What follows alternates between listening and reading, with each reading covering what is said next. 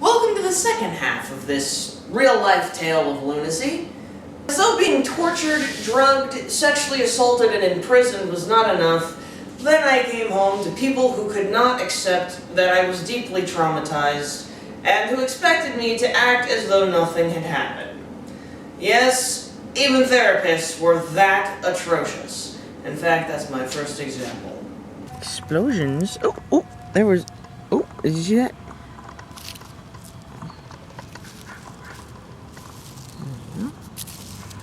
I hear a hummingbird. I'll give you a few examples of people behaving atrociously not long after that happened. One was someone from the counseling center I went to. I told her what happened. She said, literally, "You were tortured 2 whole months ago. It's in the past. You have no right to feel that way. Move on." And you may be surprised how many people I told that to.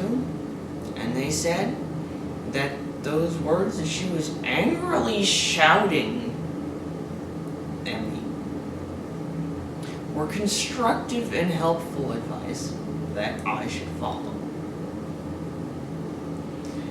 The other example I'll share here is, we'll call her Mrs. Slumberland. Okay, kind of appropriate here on a few levels.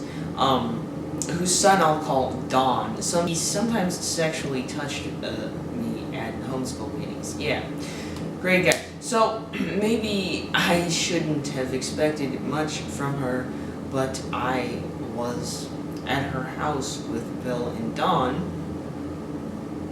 and I was troubled by the headache and the numbness resulting from this trauma. I'll explain that shortly.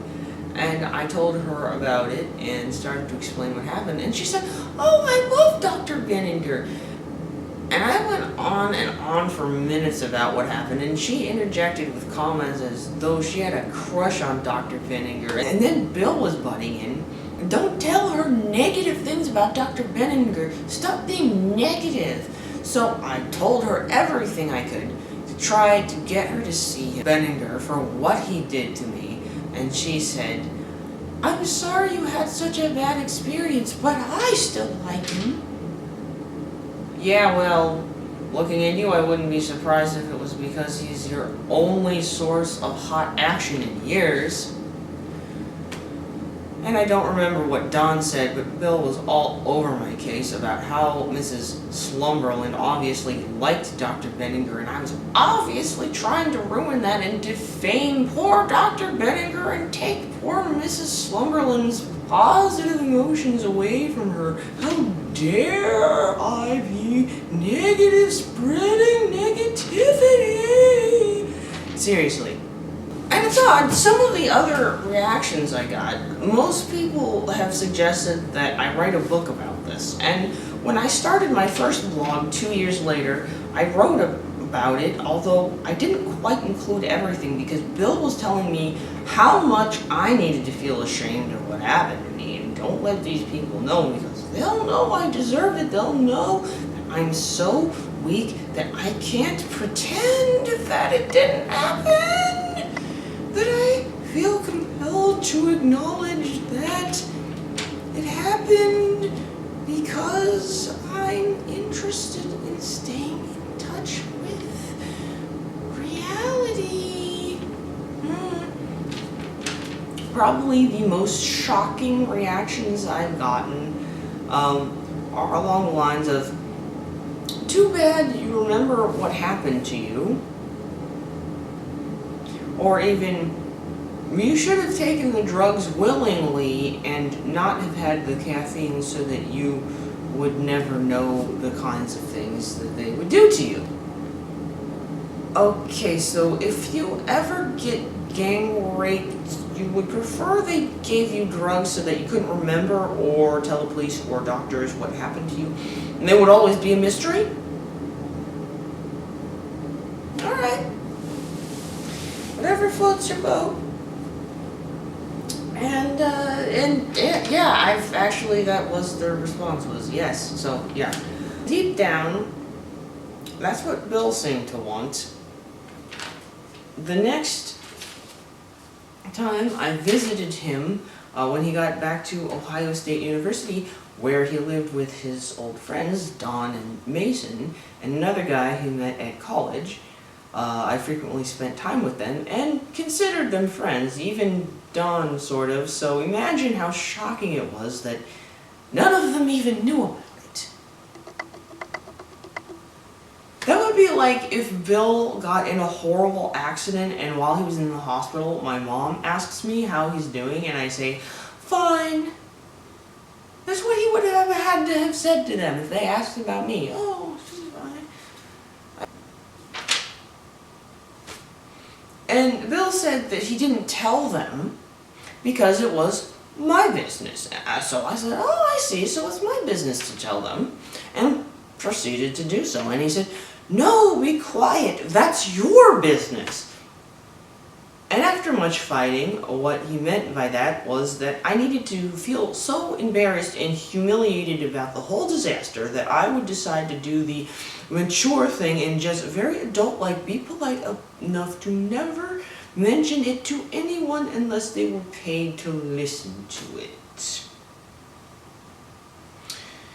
And my new psychologist at the Cleveland Clinic, he didn't seem to care about what happened, so I stopped going to him.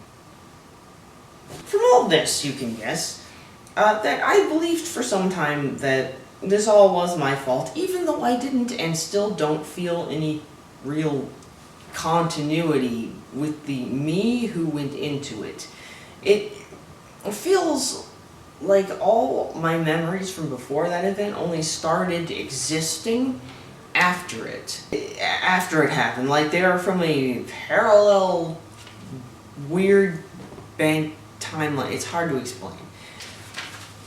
Anyway, how did I build some semblance of reality? Well, the only thing this new self could clearly remember of normal life while in the mental institution, if you even want to call it normal, was that I'd spent 2 weeks in a mental institution when I was 11. I was in like the same environment, so I remembered being the same thing.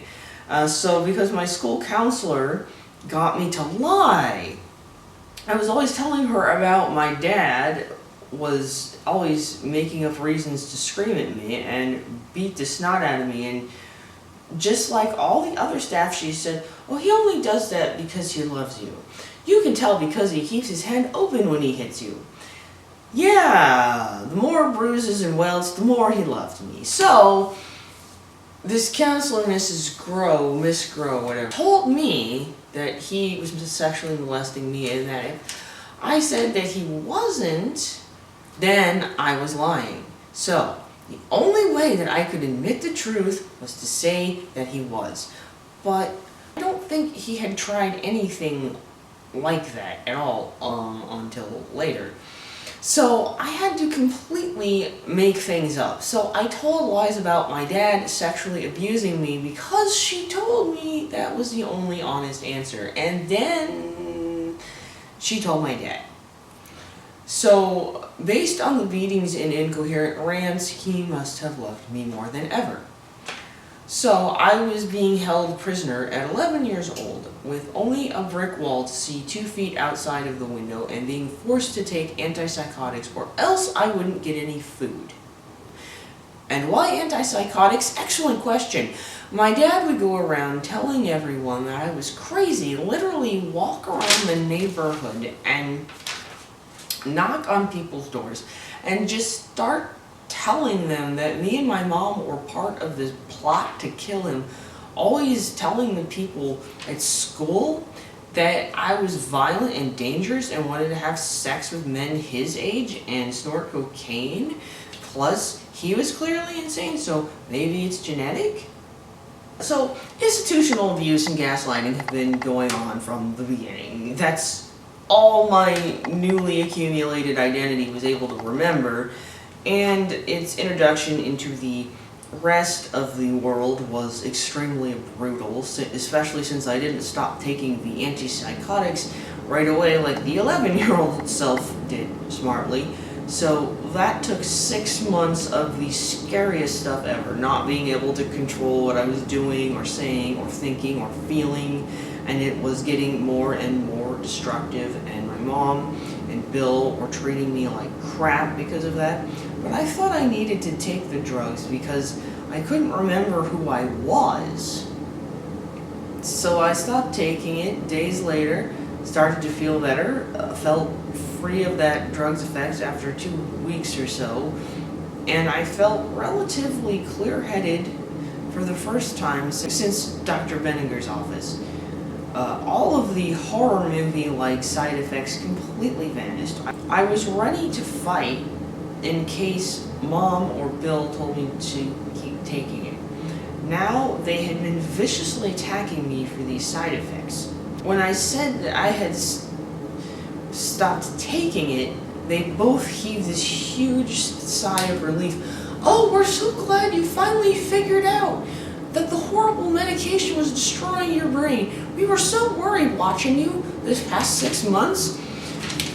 It's getting worse and worse.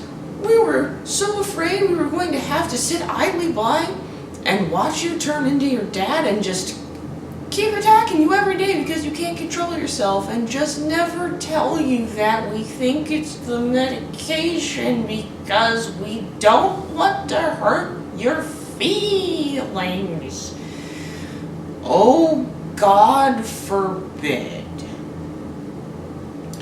Unfortunately, by that time, I was dealing with what they call conversion disorder, which is where stress manifests itself as a disability. Really, look it up. Some people go blind, some go deaf, some have seizures, some are paralyzed in some way, and for me, it was numbness. I couldn't feel various parts of my body. Yes, that was my fun flavor. For me, it was numbness. It started out as one small spot on my tongue and one spot on my genitals, I guess because they touched me there. Dr. Madroleos said it might be the medication, but it kept getting worse when my stress levels spiked, and then over another week would improve. Until my mom's boyfriend turned on this reality show where it showed people getting plastic surgery, and I was so panicked and medicated and not in control of my faculties at all that I couldn't move. So I told him I was paralyzed with flashbacks. Get that stuff off the TV. Now he refused on the grounds that there was nothing else on. And I fought with him for several minutes until suddenly my lips, my tongue, my fingertips, all the sensitive parts of my body went numb, especially right where something is touching something else or frequently touches something. Both of my eyeballs went numb right in the middle. The bottoms of my feet were also affected, so it was even more difficult to keep my balance than ever.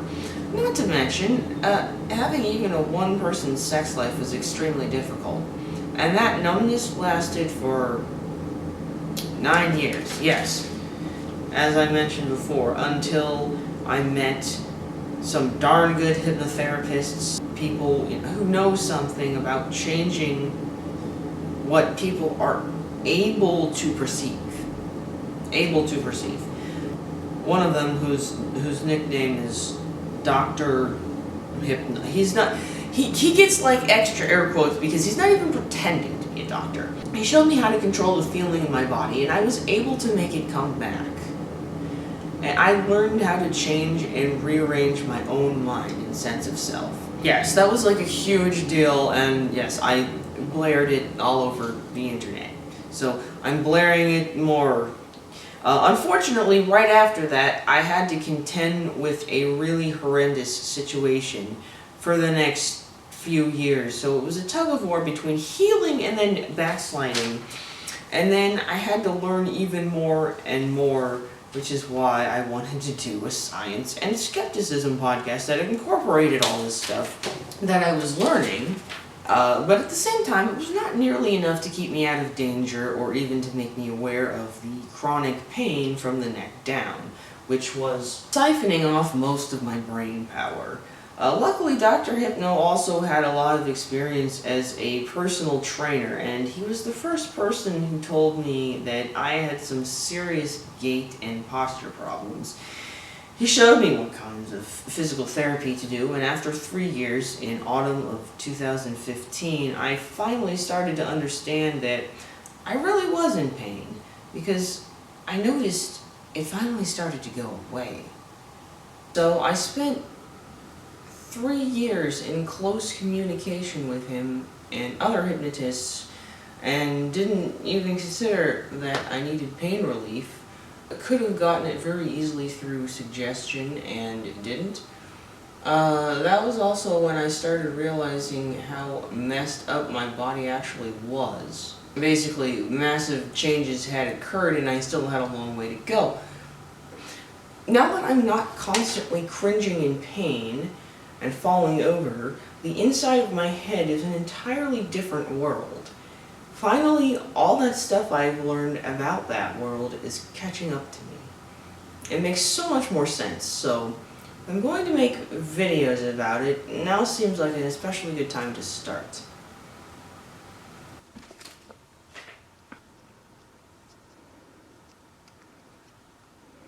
As though the gaslighting couldn't get any more extreme, there's a few more important bridging parts and wrapping up of loose ends which still astonish me to this day.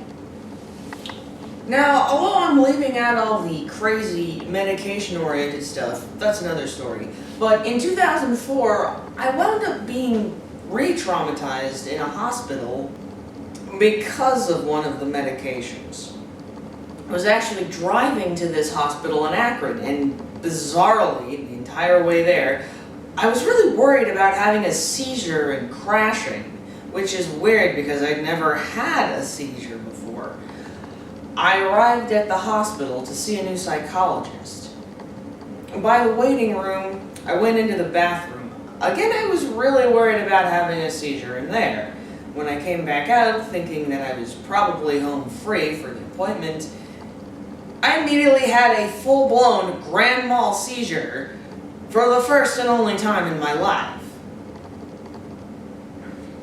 At least I didn't pee on myself again and wasn't seriously injured. Unfortunately, by the time I recovered from the seizure, they had this IV in my arm, and, well, I spent the next 2 days barely conscious, peeing on myself anyway, having Dr. Benninger flashbacks, and sometimes believing that I was back in the mental hospital. I remember screaming in pain because the IV was so painful and begging to know what was in it, but no one would tell me. I even threatened the nurse that I would take it out, and she said that if I did that, they would just put it back in and strap down my arm so I couldn't pull it back out. It was like some weird torture chamber, and I was so afraid that I couldn't eat. After getting an EEG and my second MRI in a few months, they managed to determine what I'd been telling them was likely the case, that it was the medication, and if they didn't let me go, I wouldn't be able to go to Bill's college graduation. And I did make it to the graduation ceremony in Columbus, where it finally occurred to me to peel the electrodes from the ER off my chest, for which I was made fun of. And though I wanted to stop taking Wellbutrin, which was what had caused the seizure, Dr. Madrolejos insisted that I increase the dose and take 2 more types of medication with it. The anti-seizure med, Depakote, which sent me to a hospital later on, and the other one temporarily screwed up my hearing and vision so badly I couldn't drive at night. Bill once had the most brilliant strategy of convincing himself that not only were these vision problems imaginary, but that the fact that my car, with him in it, was careening from one sound wall on the highway to the opposing one, was not even happening.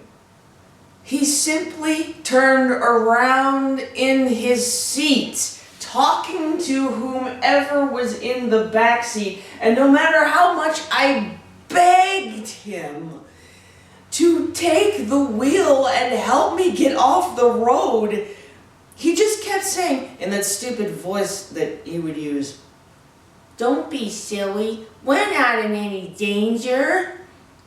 He would seriously talk to me like that.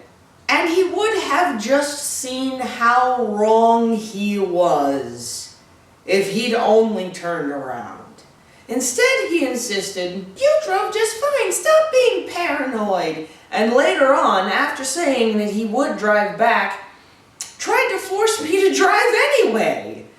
And then became worried for my sanity because I said, "Hey, I'm being serious. This is an accident waiting to happen." By the way, you're welcome, guys. And as for the psychologist at the hospital, I was understandably traumatized by the 2 days I spent there, during which time I was not allowed to see her. I wanted to meet her, but was ironically too traumatized to go back for trauma counseling. I never did go back, which Bill said was negative and a sign that I didn't want to get better. He still gave me crap about it even after he got a job at Boeing in Everett, Washington, and I moved all the way out there, here, to be with him about a year after the Benninger incident. Why the hell did I drive thousands of miles to be with that guy? Well, I literally did not know anybody else, did not really go to school until college later. Never really met anybody to compare him with until after I got here. But now let's just say I'm really glad to be here now.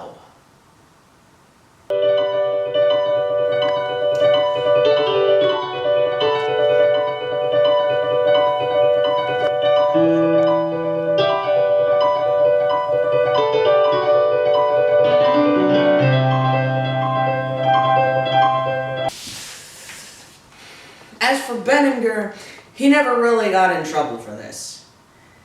I even wrote a one-page letter to the American Dental Association.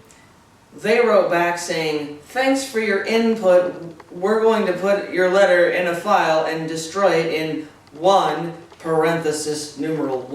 year.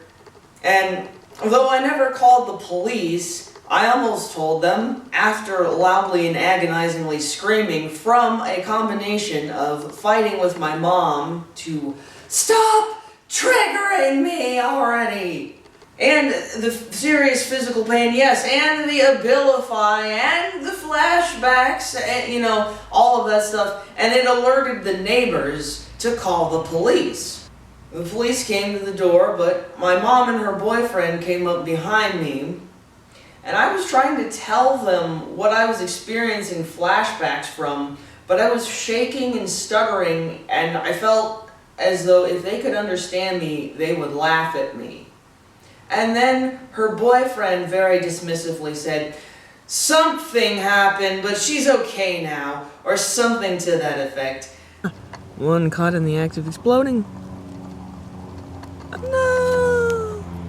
And I was leaning so far forward, I couldn't speak at all. I couldn't get any words out.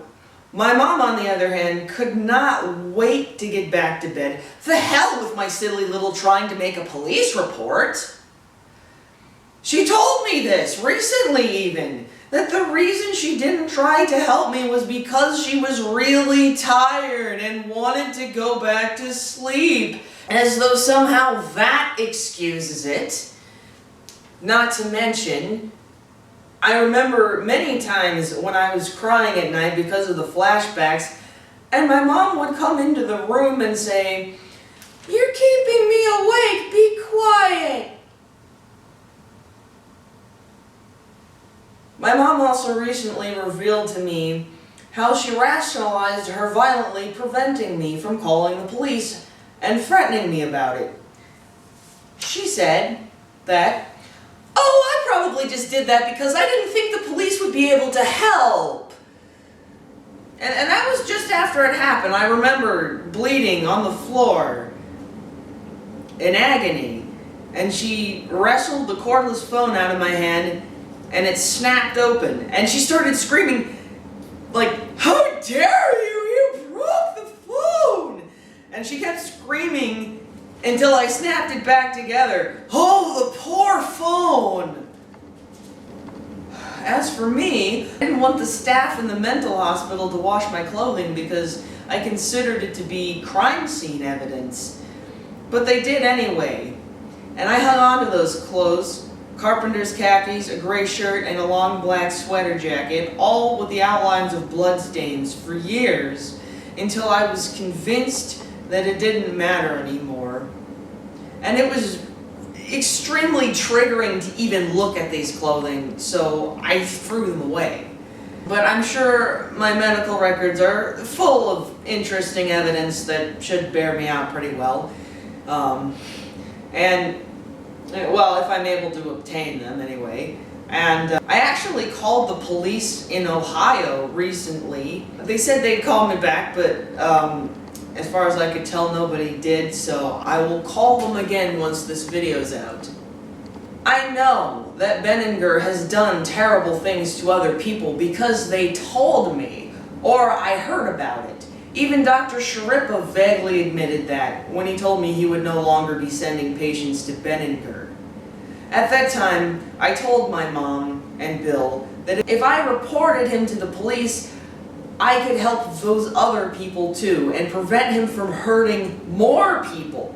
And they said, "No, you're just trying to prove that you're a hero. It's not your business if Dr. Benninger molests and abuses and tortures other people. That's their business. Calling the police only confirms that you are selfish, irrational, and possibly psychotic, so you may need to go back to the mental hospital if you call the police." Although I didn't call the police, I called every lawyer in the Medina phone book. I didn't understand why they kept refusing to help me until the last one said, "I don't understand what your problem is." And I said, "Well, they drugged me and tortured me with sharp instruments and touched my genitals, and then they abused me in the mental institution. Surely somebody can be sued for something." And he said, "But I don't understand. Do you have a scar on your face?" And I said, "I'm pretty deeply emotionally scarred, but not my face." And he said, "Then you don't have a case." That's a pretty clear message that what happened to me was not even as serious as getting a small wound that leaves a scar. I also wrote the newspaper, the Medina Gazette, but they didn't write back. I thought that they probably didn't think that what happened to me was newsworthy. Maybe Bill was right. Why would anyone care about what happened to me? And even though we got away with it, do you think that my mom actually paid Dr. Benninger and those other people $2,000 for torturing and sexually abusing and drugging her own daughter and leading to the mental hospital? And then when the mental hospital sends the bills, do you think she paid them right away for all that trauma and brainwashing?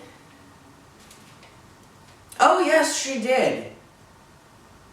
I know she did because I caught her in the act both times, writing checks for thousands of dollars for what those people did to me. I remember saying, "What the hell are you pay them for that. We should go to court over this. And in both cases, she was so dissociated that she was talking to herself so much I could not even get a word in edgewise. At one point, I remember she looked up from the conversation with herself and said, "Oh, honey, it's fine." And then just started waving her hand at me and saying, "It's fine." Every time I tried to speak, so she wouldn't even listen. And she would shut me out like this all the time, and I would say, "Who are you talking to in your head that is more important than me?" Obviously, she was locked into the ultimate hamster wheel of denial and seemed incapable of listening to me at all. I could hear her brain spinning its ego, but I couldn't understand the BS coming out of her mouth. Years later, I asked her why she paid those bills, and she said that she had no idea that she'd done that, which is not surprising because she refused to admit what she was doing while she was doing it, and while clearly in a very low state of consciousness. Her goal over time to deal with this stuff seems to be to forget everything that she can't deal with happening or feeling responsible for, and in order to do that, she treated me like I was contaminated. She didn't deny what happened, but she acted as though the suffering it brought on me was nothing compared to what she was going through. And even more shockingly, yes, it is possible, her boyfriend, who drove me to the ER after the Benninger incident and drove my mom to visit me in the mental hospital twice, and who drove up to get my car after I had a seizure, and in fact lived in the house with us for that entire time,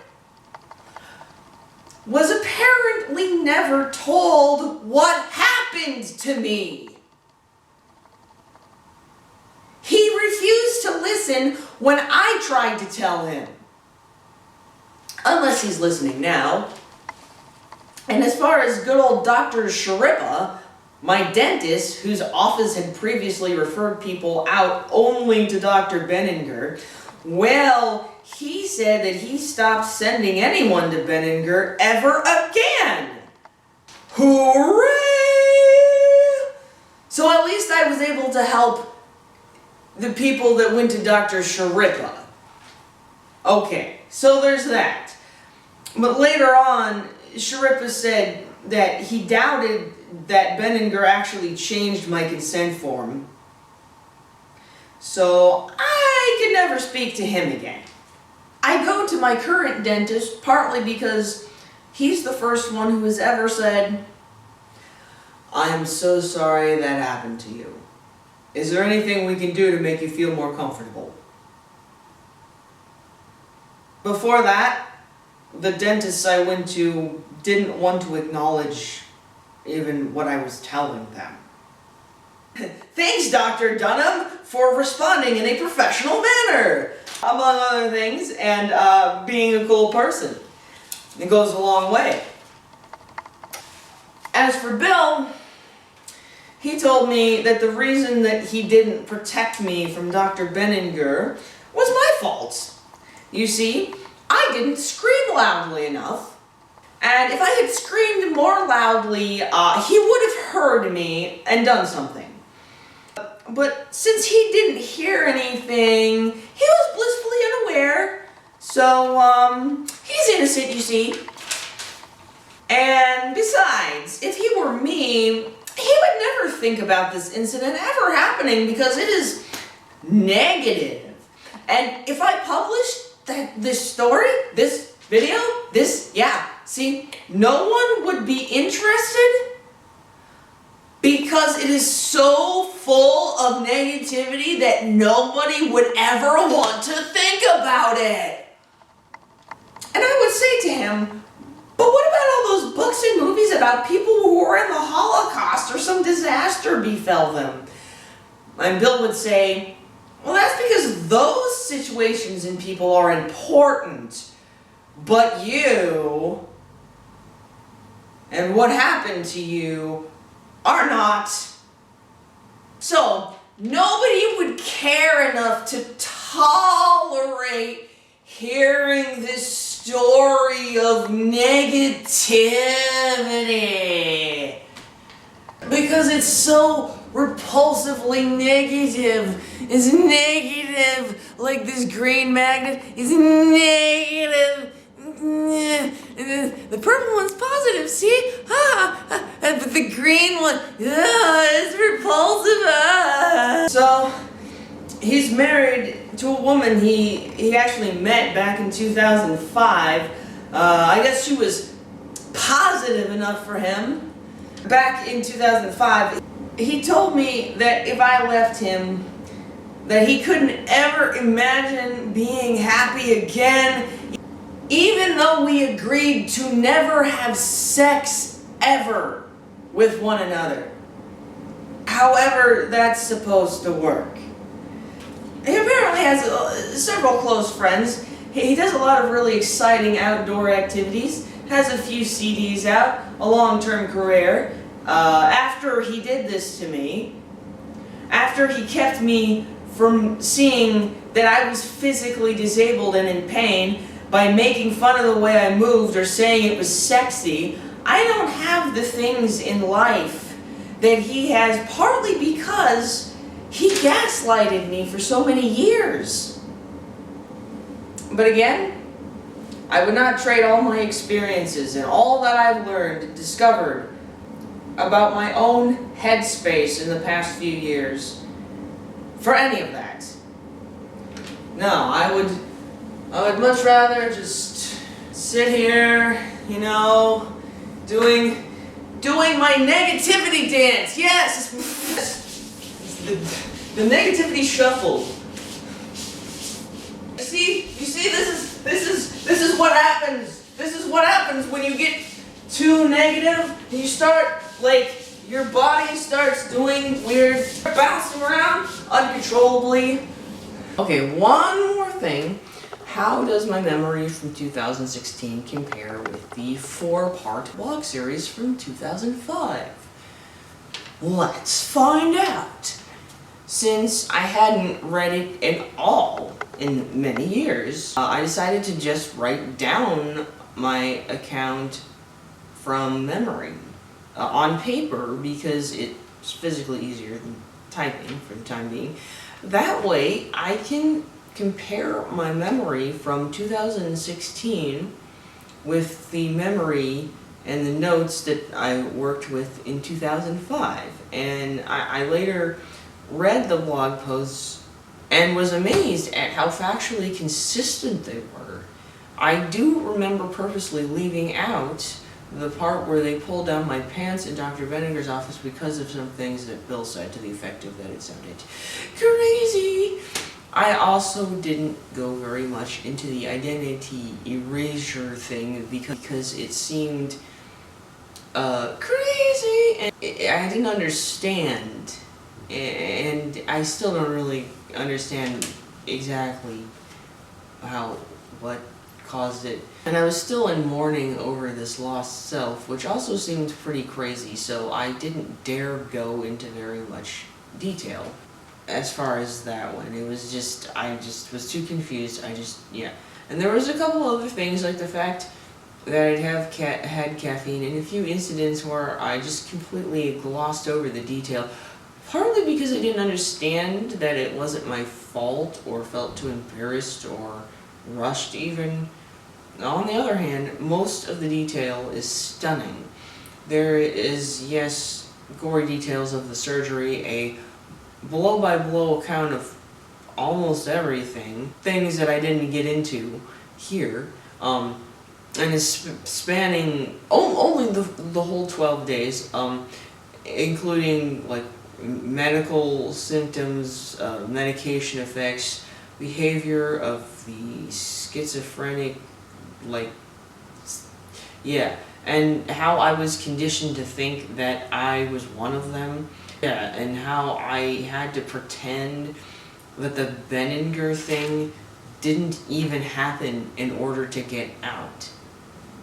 I also used notes that I took before I was temporarily unable to see, so that there's actual single person dialogue that I took down.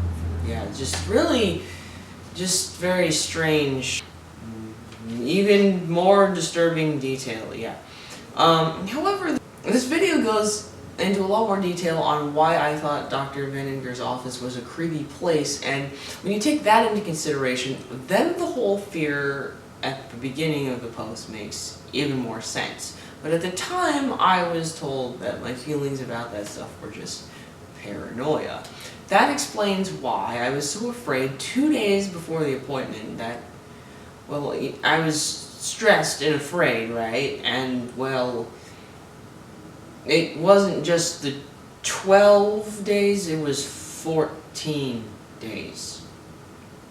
And Bill, the day before the appointment, took me out to lunch. So I decided to get something full of fiber. So I ordered chili because I thought all chili has beans, and I was amazed to find no.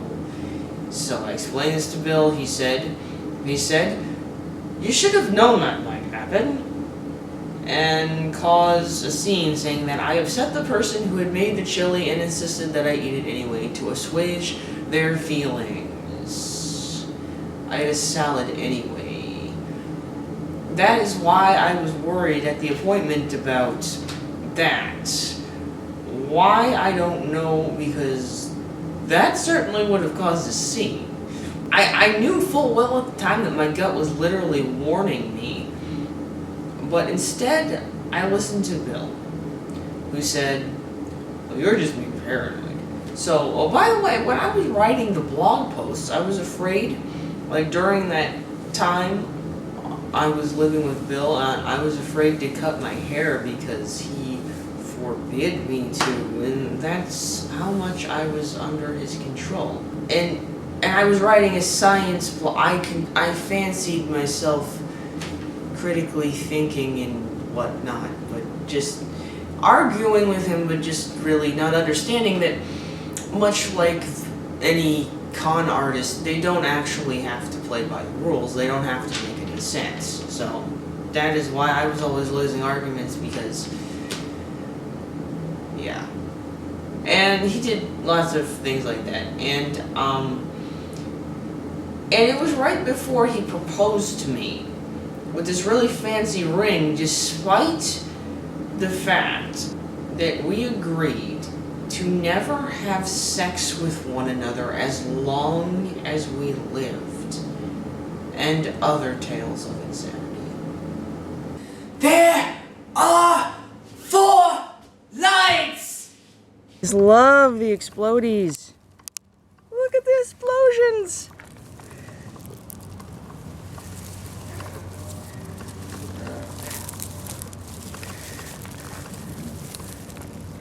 Jesus. It's just explosions everywhere. Whoa, they're like hitting me in the face.